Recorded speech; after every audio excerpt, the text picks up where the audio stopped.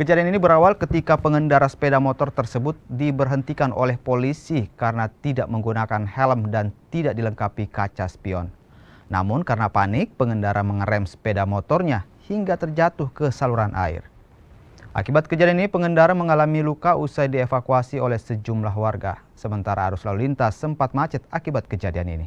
Ini dari depan, jadi dari depan itu memberhentikan, tapi yang bersangkutan mungkin panik karena diberhentikan, mungkin tidak pakai helm, tidak pakai spion,